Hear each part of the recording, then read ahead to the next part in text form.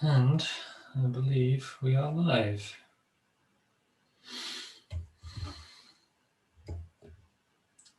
So I'm just going to finish set up slightly. There we are. It's all good. Seems to be working. Find my notes.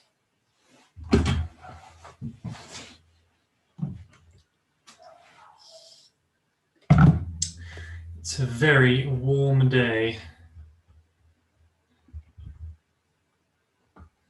today in London, and I hope everyone is doing well. Come on. My note device isn't cooperating with me. Come on, I saved its cloud. There you are. All's well and well. Oh.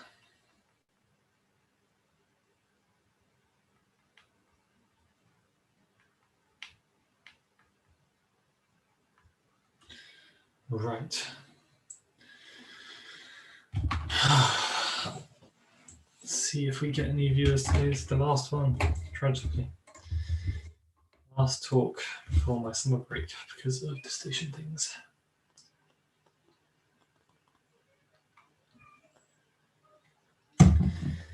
And I've got some lovely jasmine growing outside my door. It's very pleasant. And it's a cool breeze. Life could definitely be worse.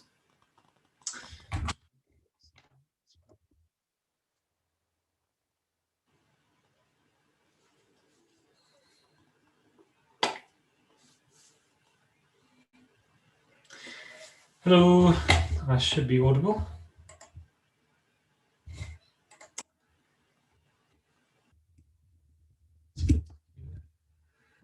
Just a minute. That's fine.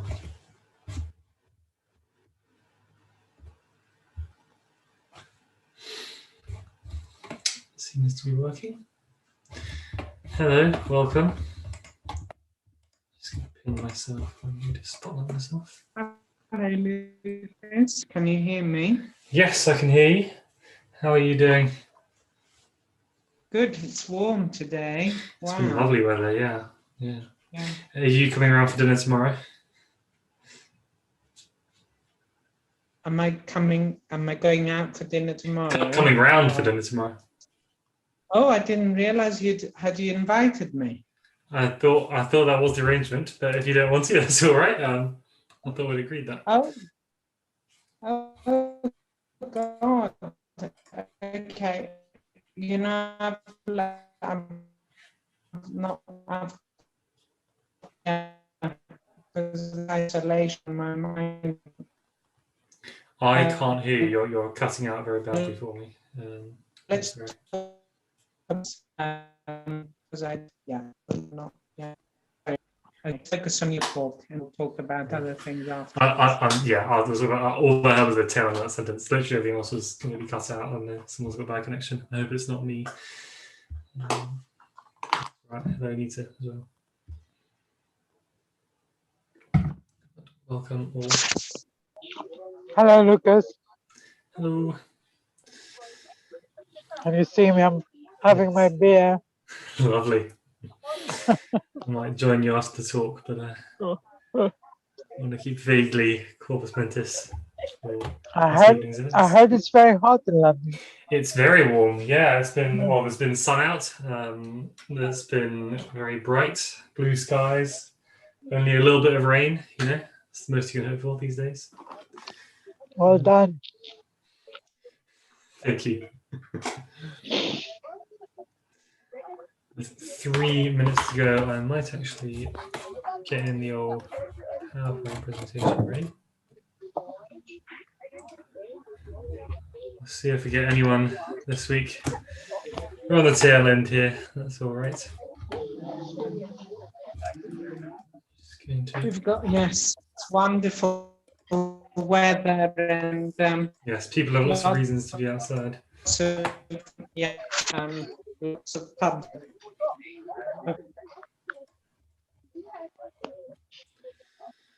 That's all right.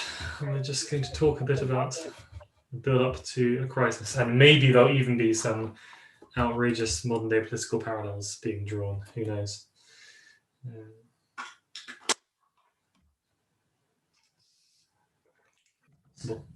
With 2 minutes to go before we go into the ninth talk. 9 already. It seems like a very short while ago that I started out this series. And I feel like we've already covered quite a lot of ground. There's a lot more to go until this day, and new history is being created all the time, obviously. But there's the whole Civil War, which is huge for a variety of reasons. And then there's the Reconstruction period, and there's the rise of the KKK, Ku Klux Klan, and the reaction to Reconstruction and the failure of Reconstruction. And there's all the stuff. In fact, quite recently, we had the anniversary of the Tulsa Massacre in 1920, I believe it was. Maybe it was 1921, and we're 100 years on. That's possible as well. And leading up to all sorts of things, the First and Second World Wars, the Civil Rights movements, I have on my screen, and the Black Panthers, and huge amounts of important stuff that we're still in. You can really, this is too bold a claim, you can kind of break American history into two parts, antebellum and postbellum, with the Civil War being such an important turning point. So I'd feel it would be very remiss of this series if we didn't devote at least one episode to it, the reasons for it, and then probably a couple more after my summer break to write my dissertation. Probably a couple more to why, what happened in it, why the North won, what the end result was, all that kind of stuff. So, in fact, there's 1 minute to go. Welcome everyone people are now trickling in, which is nice. And welcome to all of you. And this, as I said, final talk before I go on summer break to write my dissertation. I can gladly report I've had some other essays back from my master's. It's going quite well. I'm happy with my grades. So that's good news. But the time is now 6:30. And so let's kick off with trying to answer the question, could the Civil War have been avoided? And including, why did the Civil War happen as well is also the question. And this will be a talk in 3 parts. The first part, we're going to look at the westward expansion, to kind of revisit a brief recap of westward expansion, which we talked about over a month ago. So I'll be astonished if anyone remembers it at all. So I'll recap the westward expansion and talk about the other political processes and triggers that led up to the outbreak of civil war. Now, in history, historians like to split things in the past into causes of major events, into trends and triggers. And a trend would be a thing that's slowly building up over more and more time. And we'll talk about what examples of those are. But for example, the fact that the population of the North kept growing, far outstripping the population of the South of America in this period, right? That was a growing trend that caused alarm and delight to various people. And then there were triggers, which were crisis points, where something major happened and that sparked violence or a walk back from violence or a big shift in public opinion in one direction or another, and all that kind of stuff. So there were loads and loads of trends and loads of triggers that had various different important things, but we're going to try and keep this again. Let's not get fully lost in the weeds. This is only a half-hour talk, so let's try and keep this into fairly broad thematic strokes, and I'll breeze past all the various big numbers of things that are happening. And I'll hold your hand through it all, so don't worry, it's all going to be okay. So the first big process, the big trend, was the westward expansion, and this is a very confusing, I looked for the most confusing map I could find, very confusing map that shows the process of America taking the shape that we now recognize to this day. And basically, America was contending with everyone else. The brown bit, which is basically the, I think, Mississippi River and its watershed going up to Canada, that was the United States of America before the 19th century. I believe it's 1782 that does a map off with its states. And in very, very quickly, the US would grow to as you can see, about triple its original land size through a combination of violence against other empires. So you can see the blue bit in the north was won from Britain, and Oregon territory, the yellow bit in the northwest, was bought off Britain. And you can see the Mexican cession is the bottom right bit that includes California, Nevada, Arizona, Utah, other places. That was won from violence against the Mexican Empire, but the Gadsden Purchase was bought, although kind of a forced buying rather than outright violence. And so you can see there's various different things going on. So that's against different empires. And at the same time, there were people who were living there already. As an example, as a case point, you can see the Louisiana Purchase bit. There's that huge swathe in the middle that was bought, as you can see, quite blurrily written, from France in 1803. In actual fact, most of that massive swathe of land had not been at all settled by French colonists. The actual French control was basically a few fortified towns and trade routes and outposts, and not much else. Most of the people who lived there were indigenous Native Americans, and they would be effectively swept aside by the Americans as they expanded their borders ever westwards. There is so much to tell about the process of Western expansion and what it meant for the indigenous Americans that it would be a different series entirely. I might do at some point in the future a native history of America, but this is a Black history of America, so we can't get too fixated on that because it's so complicated and so interesting and tragic and all sorts of adjectives that we just can't get stuck into it. But an important thing to note is that there was this massive collapse in the population of indigenous Americans, which had been steadily ticking up since in 1492, when Europeans first encountered Americans. Waves of disease absolutely destroyed the populations, spread by Europeans, destroyed the populations of Native Americans all over the Americas. And they have been slowly recovering in some places, not always the case. In some places, particularly in North America, they've been slowly recovering until the Americans started pushing westwards, which causes another collapse in populations through violence, forced relocations. You may have heard of the Trail of Tears, and other kinds of very, very nasty things, basically. And many historians basically consider this a genocide. For example, Jeffrey Osler, who wrote a book actually called Surviving Genocide. And the justification for all these expansions is what's called manifest destiny. And that is the idea that the USA is a radically different kind of country to all other countries in the world. That was called American exceptionalism.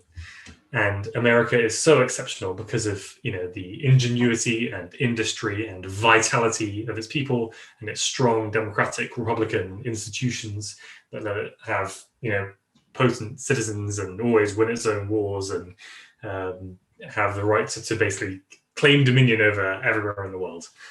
This notion hasn't entirely gone away, but it's the destiny, and Americans are manifesting their own destiny. That's what the expression means, by taking territory, settling it, colonizing it, conquering it, and making it American. So that's one process, and this led to a variety of crises as this process went on, because a lot of the debates here, at this point in American history, there is a very clearly defined and increasing sectionism of two cultures, the northern states and the southern states.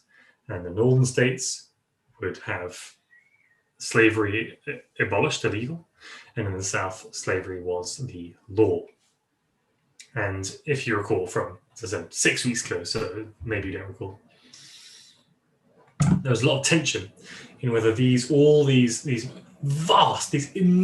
territories that America was seizing and making into territories in the later states, there was a lot of dispute about whether slavery should be legal or illegal in these states. Because, if you recall, in the American Constitution, still to this day, you need 3/4 of the states to agree to pass an amendment to the Constitution. Right? So that's one side of it. Also, the Electoral College is a thing, and Congress people are appointed roughly by the population of their states. And the northern states, the free states, had far higher populations of free people than the southern states, and also far higher populations in general. And you may have heard of, I believe I mentioned it before, the 3/5 compromise, because the Southerners wanted their enslaved citizens, or the enslaved people living within their borders, they wanted them to count as people for the purpose of how many Congress people represent Texas, right? Is it 5 or is it 7 because of the number of enslaved people living there? But obviously, they didn't want to give them the right to vote because they were horrible and racist and pro-slavery, right? And in the end, there was what's called the very nasty 3/5 compromise, where every enslaved person was counted as 3/5 of a person for the purposes of designating Congress people in the Electoral College, which is rough. But a trend that was going on is that over time, and there were various attempts to stop this from happening. There was the Compromise of 1850 and the Missouri Compromise that tried to make it the case that, first of all states south of that green line we have pictured here, all new states created south of that line would be enslaved and the ones north would be free.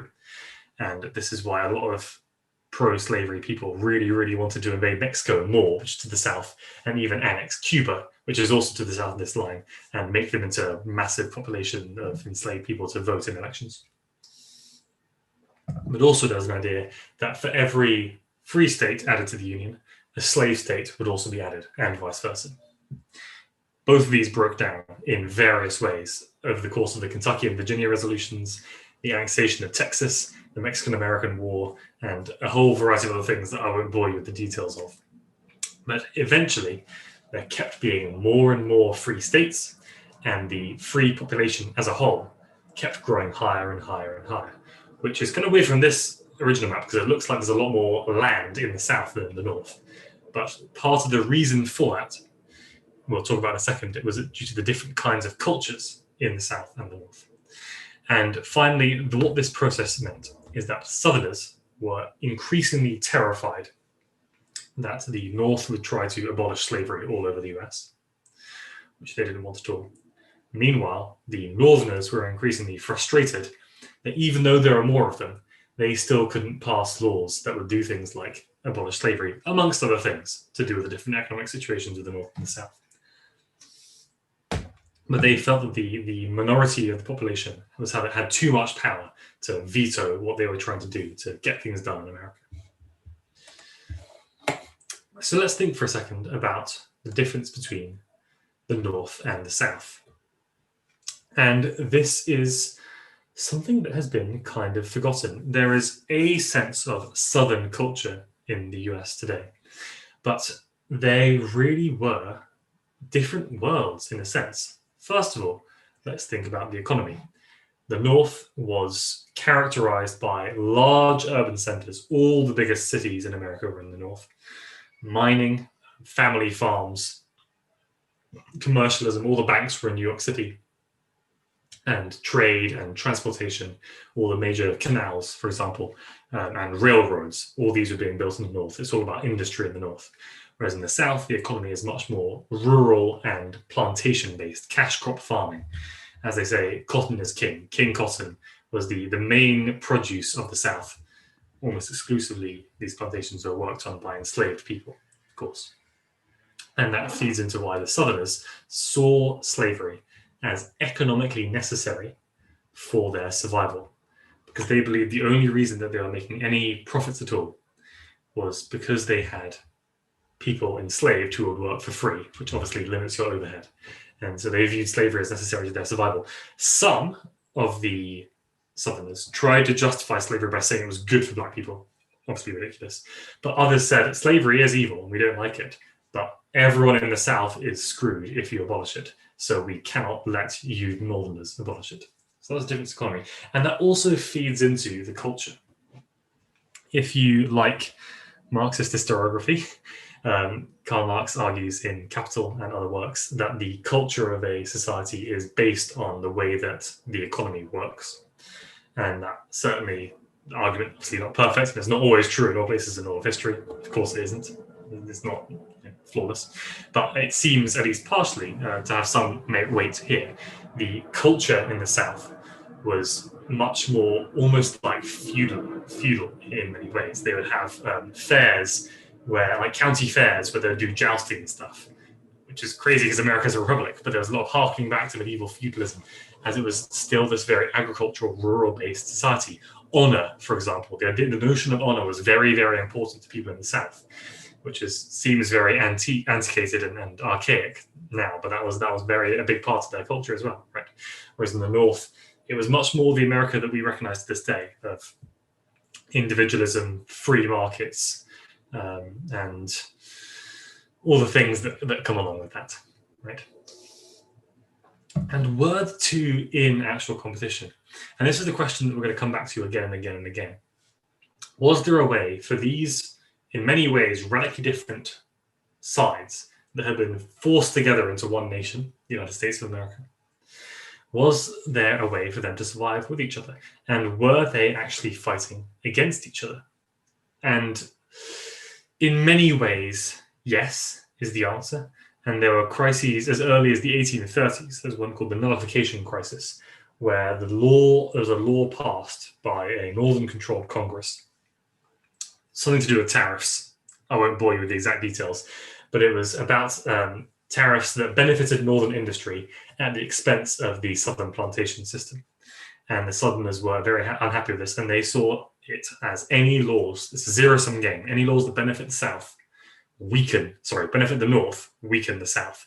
And so in South Carolina, they actually tried to, first of all, refuse to place these tariffs, these economic tariffs. They refused to enact them, and even threatened to secede. This is as early as the 1830s, 30 years before the Civil War actually breaks out. The roots of this are clear.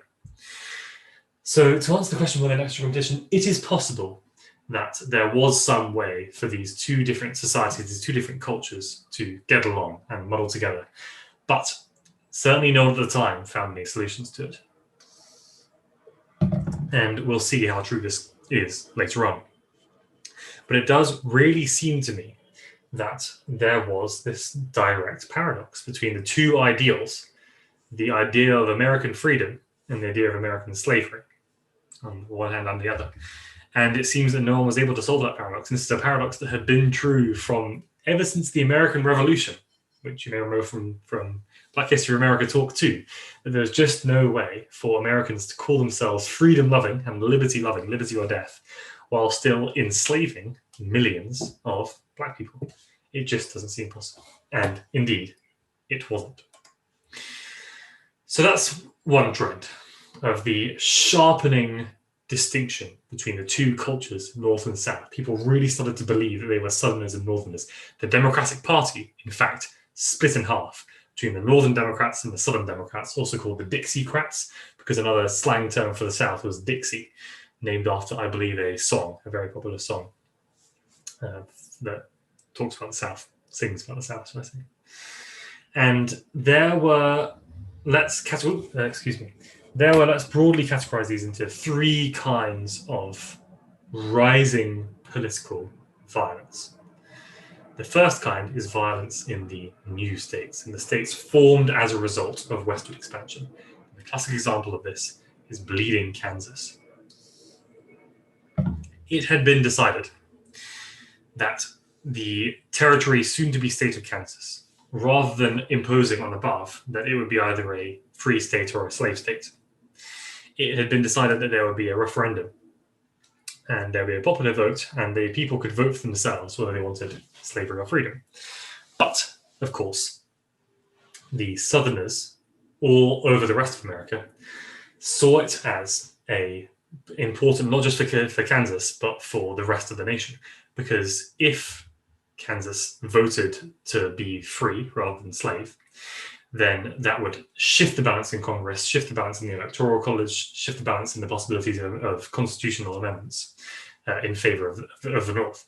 So they're very worried about this. And so thousands and thousands of Southerners started pouring into Kansas, specifically to commit voter fraud and to vote in favor of slavery. And before long, violence broke out, and soon dozens, hundreds, and later thousands of people were being killed in basically battles between Northerners and Southerners both convinced that the fate of Kansas would decide the fate of the nation. And this lasted from 1854 to 1859. 5 years of bleeding Kansas was a massive crisis, basically. Second kind was violence in the cities, both in the north and the south, as people got more and more willing to kill their fellow Americans in the name of slavery or in the name of freedom. An abolitionist man called Elijah Lovejoy was murdered in 1837, and his case became the case of the century all over the country, as Northerners called him a martyr and Southerners said that the person who killed him did the right thing. There was an abolitionist venue in Pennsylvania Hall called Pennsylvania Hall in Pennsylvania, which was opened in 1838. 4 days after it was opened, it got burnt down by pro-slavery activists. In 1839, the slave ship, the Amistad, experienced a mutiny where the black people who had been slaves on the ship rose up, overthrew the masters, and then tried to strike out for freedom. And there was the question of what should be done to them. Have they broken the law by fighting for their own freedom? And in 1856, a man called Charles Sumner was beaten by a congressman. So then we get to violence in Congress itself, right? People were sort of bringing guns on their belts into the floor of Congress. So not just in the streets, but also in the halls of power, there's increasing levels of political violence. Charles Sumner, beaten in 1856, took him years to recover from the damage done to his body, and he became another leading martyr for the North against the violent Southerners. And it was increasingly begun to be believed that the only way that they could be stopped was by violence as well. And finally, one of the biggest crises, in fact, depicted in the background of this slide, was the raid on Harper's Ferry by John Brown in 1859. You may have heard of John Brown. He is a fairly famous figure. He was I want to say 3-time failed businessman who eventually decided, he was white, by the way, he eventually decided that God was talking to him, and God was telling him that it was his job to end slavery in America once and for all.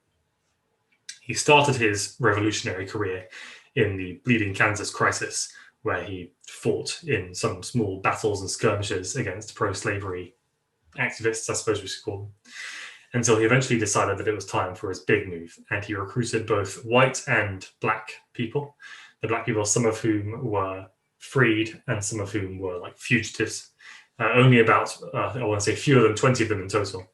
And they tried to seize the federal armory in Harper's Ferry in Virginia, in the South, and seize all the guns, find the nearest slave plantation, distribute them out to all the slaves, and start, the race war that would end slavery in America. So he planned.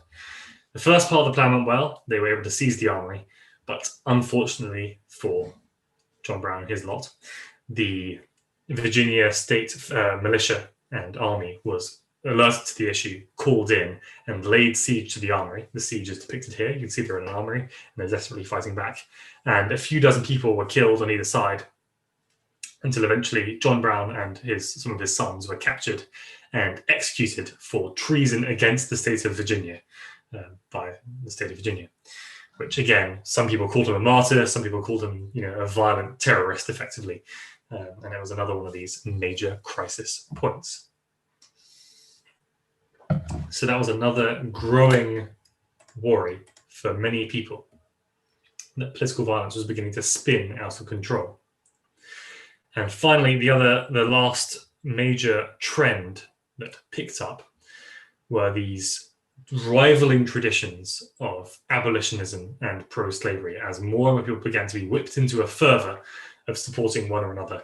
And there are, again, a whole bunch of crisis moments and important books and people that wrote or happened on one side or the other. And I'll briefly talk you through a couple of them. The really big one to mention is Frederick Douglass, who is most famous for his autobiography, which was published in 1845. So again, we're in this first half of the 19th century period. People literally, he former slave, Frederick Douglass, people literally thought it was impossible for a black man to write so eloquently. People doubted that he had written it. It's like his autobiography is so good. And I'll quote a couple of bits. There's one bit that I want to talk about when he went on a journey to Ireland. across the Atlantic, having escaped from slavery. And he says, quote, 11 days and a half gone, and I have crossed 3,000 miles of the perilous deep. Instead of a democratic government, I am under a monarchical government. Instead of the bright blue sky of America, I am covered with the soft grey fog of the Emerald Island, which was at the time under the control of Britain. I breathe, and lo, the chattel, slave, becomes a man. I gaze around in vain for one who will question my equal humanity, claim me as his slave, or offer me an insult. I employ a cab. I am seated beside white people. I reach the hotel. I enter the same door. I am shown into the same parlor. I dine at the same table, and no one is offended. I find myself regarded and treated at every turn with the kindness and deference paid to white people.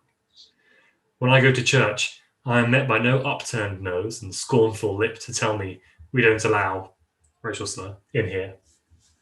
So that's talking about the shocky experience of going to a comparatively equal society in Ireland. And yeah, Frederick Douglass does a whole bunch of amazing things in his life. He was the only black person to attend the first Women's Rights Convention in New York in 1848. And he spoke on the side of the first American suffragettes, Elizabeth Stanton, in passing a resolution that demanded women's suffrage. And he was talking about a lot. I don't want to get sidetracked. He's had a very interesting life. He talked a lot about how the right of black people to vote should be the same as the right for women to vote and universal suffrage for all that kind of stuff. So he's very important. Other big crisis moments. In the British colonies, slavery is abolished, not just the slave trade, which happened in 1807, but in 1833, I think, or 1833, the British Empire abolishes slavery in all of its colonies, in theory. Asterisk. Unimportant. The law is passed that slavery is abolished, which shames the American people. How could Britain, who we fought for our freedom against, be more free than us? There's a book published by Theodore Weld in 1839 called American Slavery as It Is, which talks about how terrible it is and how it should be ended. On the other side, in 1850, the Fugitive Slave Act was passed, which forced, if a slave escaped from the South and made it to a free state, by law, they would have to be returned to the South. We talked about that last time, and that really, really, really upset Northerners because they thought, it's just about okay. It isn't really, but we'll let it happen for the South to do slavery to people down there. But you're spreading it north if you make us return people who have won their own freedom. There was a Supreme Court case, Dred Scott v. Sanford, that basically made it law for a period of time. It's since been repealed, that black people, free or enslaved, have no rights. That's an oversimplification, but that's basically what it said. Again, making pro-slavery people delighted and anti-slavery people horrified. There was the Ostend Manifesto, a very, very popular, basically speech argument that America should annex Cuba and add a huge amount of slave trading population to America. And there was another book written in 1857 by Rowan Helper called The Impending Crisis of the South, How to Meet It, that talked about the fact that slave economies just aren't sustainable because people hate working for no pay, and it's so immoral that the system will collapse in decades if it isn't abolished immediately. So these two rivaling traditions gained more and more steam moving into 1860, which was an election year. Let's talk about someone who was quite important in that election, Abraham Lincoln. So he had very, very humble origins. He was born in a log cabin on the frontier territory of Indiana, and he was very tall. He was as tall as me. He was 6'4" and did a lot of wrestling in his youth, and could famously, he'd split logs with an axe and then actually go around and give his campaign speeches holding logs that he had split, calling himself Honest Abe with a kind of also, he wasn't slick or smooth, but he was honest and rough and good-natured and truthful. That was his big thing. And he had been a member of the Whig Party, which are kind of like classical liberals, is how I describe them very briefly. But then in 1854, the Republican Party was founded, which is radically different to the Republican Party that we have today in the world. Almost the opposite, some could say.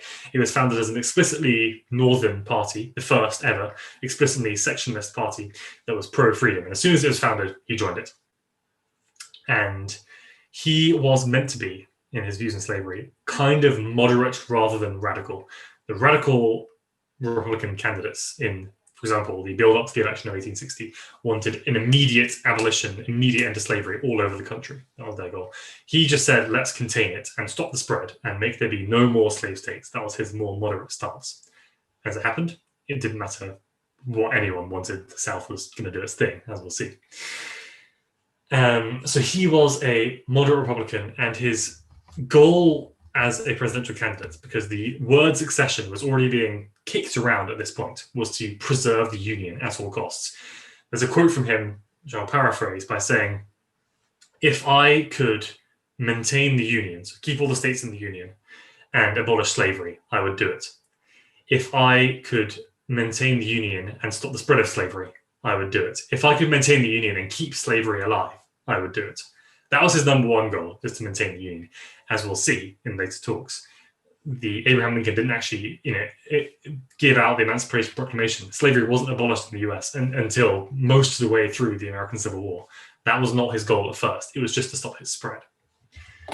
However, as it happened, it didn't matter. In this lovely 270 to win graphic of the election of 1860, as you can see, the Republicans smashed the Electoral College. He won a huge majority. Even if all the other people who ran joined together, he still would have won a majority. Even though Abraham Lincoln was not on the ticket in the 10 southern states. You literally couldn't vote for him in the 10 southern states, but he still won because there were so many more people in the north, in the free states. By the way, the bit in the middle, those are territories. These aren't states yet, so they can't vote. But the west coast and then everywhere else can. So he had, I just realized there's a typo there. So Lincoln won a massive electoral victory. And immediately, the South decided to secede, not succeed. They didn't succeed, as we'll see later. They seceded before he was even inaugurated. So if you think about the most recent election that we had, imagine that it happened between November and January 6th. I think it is.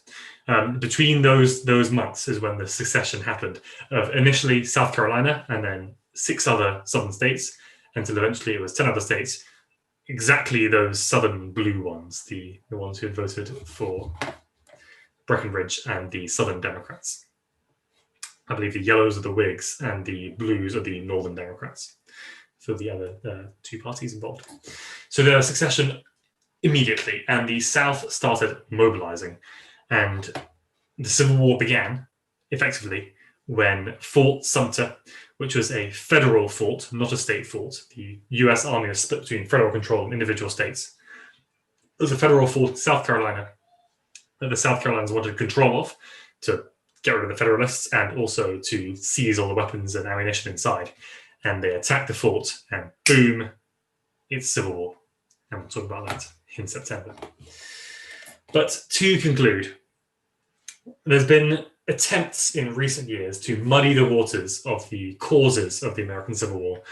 And let it be very clear that, yes, there were important factors of the different economies of the North and the South. Those were important. And yes, there was the view of the states' rights to do their own thing. But their own thing, it's very important to say this very explicitly, it was the states' rights to maintain slavery. In all the declarations of independence by what would become the Confederate States, the southern states that seceded, they would all say, basically, we are seceding to preserve that peculiar institution of slavery. And there's a speech by the vice president of the soon-to-be Confederate States of America, where he says, we are doing this to preserve that institution of white supremacy over black, basically. So it's very, very clear. That was the main cause of the Civil War, was slavery. Was violence unavoidable? So it is definitely certain, I would say, that this paradox of American freedom and American slavery was not solvable. All the attempts to solve it just kicked the can down the road. They tried to limit it, tried to control it, just try to, remember when the American Constitution was made, they just said, oh, we won't do anything about the slave trade for 20 years. All they could try and do is just push it along and prolong this crisis for as long as possible. But I don't really think there ever was a solution to the crisis. Violence perhaps was unavoidable, and that would only happen if the North let the South break away and just let there be 2 countries instead, which I think was extremely unlikely. And Lincoln won first the nomination for the Republican Party and later the presidency and later the war on the basis of keep the Union strong. So that would have been the way the violence would have been avoided. It's just the North to let the South secede. But I do believe that the South is always going to try and break away because of these trends of northern population, abolitionism, and others. And finally, to make some wild modern political references, are similar things happening today? Well, it is certainly true that once again, the need for a 3/4 majority of states to pass constitutional amendments is hamstringing the American Republic currently. There hasn't been a constitutional amendment in decades, which is very bad because America is becoming extremely polarized politically again. Not so much along lines of North and South anymore. In fact, not really at all, but more along lines of urban and rural. That is the great divide in American politics to this day. And this means that American policymaking on various issues that are quite serious to America, rather than slavery and freedom, it's now climate change, healthcare, gun control, abortion, voting rights, LGBT rights, and other modern issues. The issue is the American Constitution is designed so that a minority of the population can stop the majority of doing anything to them. And I think there is some value to that. I'm not going to be out here defending the Electoral College because I think it's insane. But I would not think it would be fair if people in cities can just unilaterally dictate to the rural people, this is how your lives are going to be, and you can't do anything about it because there are more of us than there are of you. I don't think that's exactly fair, but it certainly has caused a crisis, an ongoing crisis, that, for example, in the last 4 years of Obama's presidency and in much of the Trump's presidency, and throughout this period, it doesn't matter if there's a Democratic majority in Congress. The fact is that because the rural states can exercise outsized influence because of their number, the Senate will have something very, very close to 50-50 at all times, unless there are massive demographic changes in America, which means that Republicans, who are now on the more right wing, although I wouldn't really call the Dixiecrats and Republicans necessarily left wing and right wing, but the people who are now the modern American Republicans are able to veto and block and stop the Democrats from doing anything, whatever they want to. And that's caused a crisis. And it has caused a crisis for the last 6 years. And unless something very different happens in American politics, I do believe it will continue to cause a crisis. So that's my wild modern political parallels. With a picture of the attack on Fort Sumter in the background. Does anyone have any questions at all? I have one question immediately. Several questions immediately, in fact. And I'm just going to check as well on YouTube with a little test comment to make sure that's working. And I think it is. Nice. So the first question is, how did Abraham Lincoln campaign? What means were available at the time to reach so big a country? And that is a very good question. The first half, or even middle third, that's not a very easy way of putting it, but that part of the 19th century is really the start of mass politics in America. There are a bunch of new technologies that are really starting to take off. For example, the telegraph, right, is an invention, I want to say in 1850, the first transatlantic telegraph cable is laid. That could be wrong though. But certainly communication between major cities, obviously not everyone has a telegraph pole in their backyard, but communication between major cities becomes instantaneous. So that's a big deal. And we aren't seeing the rise of TV and radio yet, but communication is moving faster. And major newspapers reaching millions and millions of people begin to become a thing as well. And so Lincoln had a series of debates with his rival candidates. This is one of the first times, I believe, when the nomination process for presidential candidates had a whole series of debates that were reported on in the press. And then finally, the same way that people still campaign in democracies to this day, you just travel around the country and you take the railroads, which is, again, another relatively new innovation of railroads really covering a lot of the North. Obviously, he didn't do much campaigning in the South, wasn't much point. But the North had lots and lots of railroads. So you can move around fairly quickly, not as fast as a plane necessarily, but you can move fairly quickly between states and give speeches, show off, the railroad planks that he had cut himself and give his speeches as honest Abe. And he was meant to be a very, very good speaker, and also a very physically imposing figure. Not that every 6'4" is physically imposing, but he was also quite a big guy. So a combination of technology and also his own personal charisma. And yes, so another question: did you mention the Underground Railroad and Harriet Tubman? No, I did not mention. This is one of the things. This is trying to compress a lot of material into a very small space. It is remiss of me. Yes, so one of the processes, I guess this wasn't causing tension necessarily so much in the lead up to the Civil War. It wasn't a direct trigger of Civil War, but one of the things that was happening was the Underground Railroad, which wasn't an actual railroad. It was a series of, I mentioned this 6 weeks ago, so fair enough if everyone's forgotten it. It was a series of safe houses and backcountry roads that if you were enslaved in the South and you wanted to stop that from being the case, then you could escape your bondage, which is obviously very difficult, and then use this Underground Railroad to make your way to either a northern state or to Canada, which would make you free from the 1850 Fugitive Slave Act if you're trying to get your freedom after that. And Harriet Tubman, who I mentioned a few weeks ago, as she lived an incredibly long life, and her life was filled with very interesting things happening in it. And she was alive right up until the 20th century as well. But she was a very prominent figure in the Underground Railroad. And in fact, there was a book that I recommend called The Underground Railroad. I'll just check who it's by in a second. That I would really recommend. And she famously, first of all, for many years, didn't talk about exactly what she did in her time as a guide, basically guiding people into free states and up to Canada. And she would take people who had won their own freedom.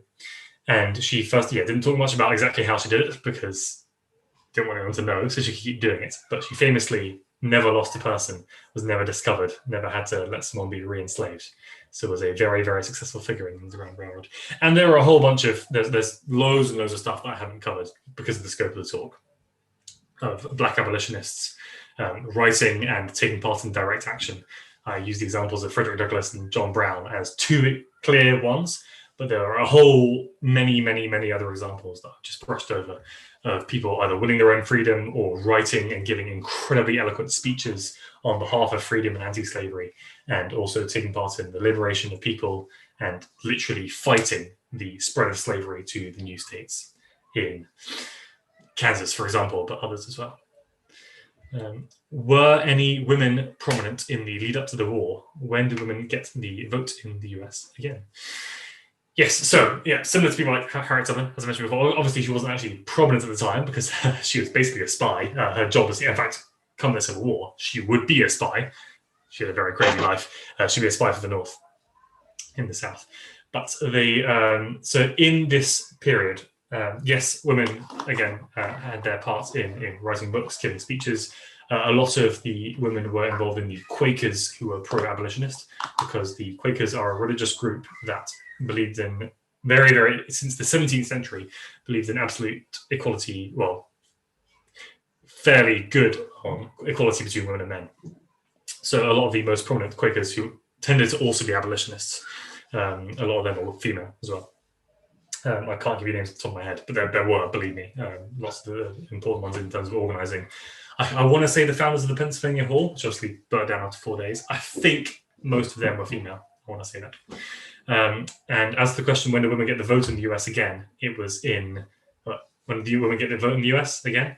It was in 1920, I think was the year, or at least in the 1920s.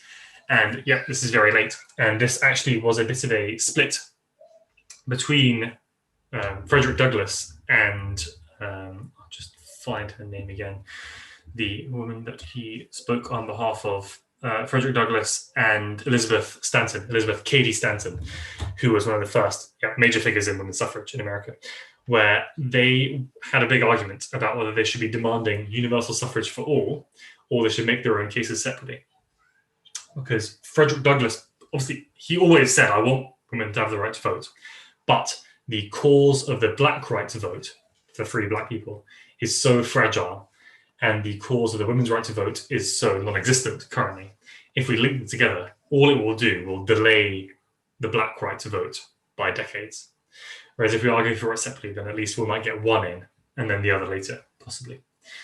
And as well as this, he made the argument that if you are, say, a woman who is married, then you at least have the option of like telling your husband who to vote for and trying to make some kind of arguments on there. Whereas if you're a black person, America is very, very segregated at this point in time. If you're a black person, you have no recourse whatsoever to get the candidate you want into power. Obviously, it's not a perfect argument, and Elizabeth Stanton said, no, we should just unite our elements. But really, what they're deciding about, they're arguing over tactics rather than identity. They both wanted everyone to have the right to vote. Makes sense. I have another question, which is, would it be fair to say that the North-South divide, now coast-middle, is essentially still unresolved? Will it ever be? Yes, so I think it is important. I wouldn't even necessarily call it coast-middle. I really think that the biggest deal is rural-urban, because even in, say, for example, Texas, cities like Austin and Dallas and Houston, they vote majority Democrat to this day. And it is the case now, effectively. The Democrats are the party of the city, and the Republicans are the party of the rural area. And the reason why it is still unresolved, and who knows if it ever will be, is because Americans are becoming more and more polarized. Fewer and fewer Americans in the run to recent elections have talked to, or even I think there's one study where I want to say 80% of Democrats have no friends on Facebook who are Republicans. So that as that polarization, and Democrats and Republicans have very, basically, if you want to have more information about this, I really recommend a podcast called It Could Happen Here by, I think his name is Robert Evans, which he talks about the possibilities of a second American Civil War. He talks a lot about this divide. And he talks about how, for example, Democrats and Republicans are very bad at estimating the makeup of the other party. Democrats guess that around, I think it was 40% of Republican voters make over $250,000 a year in income. The actual figure is 2%. On the flip side, the other statistic is, I believe Republicans on average estimate that 33% of the Democrat Party identifies as some form of LGBT, when the actual figure is around 9%. So people don't really know anything about each other and tend to dismiss each other as well. Where, urban Democrats dismiss rural Americans as Bible-toting, gun-loving rednecks who are stupid and uneducated and, in many cases, deserve to be poor, is the downside, the dark side of that. Whereas Republicans dismiss urban people as, head in the clouds, liberals who never worked a real day of work in their lives and are just rich and, head in the clouds in their bubble of liberal elitism. And there's probably truth and falsehood to both of those views. So I don't think that it would ever be unresolved, because this isn't a crisis. This isn't this divide between rural and urban hasn't always been true. So there's no reason why it always would be true for the rest of the time. But the direction that America seems to be currently going, given the most recent triggers, and we talked previously about the Bleeding Kansas and the various murders, high-profile murders and stuff. Recently, we've had the January 6th insurrection, the Kenosha murders of Carl Rittenhouse, and the George Floyd murder by Derek Chauvin. Events like these cause crises where the partisan line is drawn, where both sides, looking at sometimes even the same footage of what's happening, have radically different interpretations of it. So if that polarization continues, then the divide obviously won't be resolved. But I believe that it's not impossible to reverse that divide. Are there any other questions that anyone has at all? It's now 15:15, so if we're tired, that's all right. If not, thank you all so much for coming along and watching as usual. And this will be the last of my talks for a little while, as I have a dissertation to write, and it's due in September. So after I've handed that in, I'd like to get back to these. There's still more full. And I hope that everyone has a really lovely summer. And this might not be, I might be producing possibly some more stuff over the summer that's just not these regular talks. I've got some other projects possibly planned, so stay tuned for those. I'll send out emails and post things on YouTube if it ever does happen. But aside from that, thank you all a lot for coming. And I hope to see as many of you as possible in the coming months. But if not, I'll see you next time where we look at the Civil War in September. Thank you. Thank you very much. Thank you very much. Thank you. Have a lovely summer. Thank you very much. Thank you. Bye-bye. Bye. Thank you.